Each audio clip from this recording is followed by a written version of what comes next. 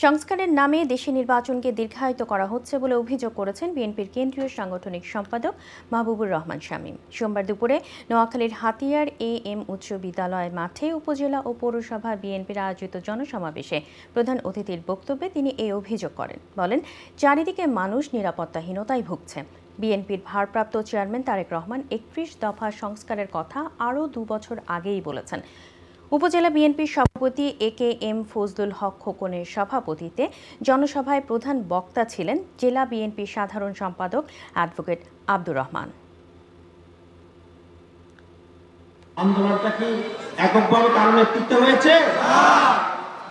আন্দোলন কারো এককভাবে নেতৃত্বে হয় নাই। আজকে আপনারা সংস্কার বলে আপনারা ক্ষমতাকে কালক্ষেপণ করছেন। ক্ষমতাকে বিলম্বিত করার জন্য, ক্ষমতা থাকার জন্য আপনারা খালি শুধু বারবার সংস্কারের কথা বলছেন।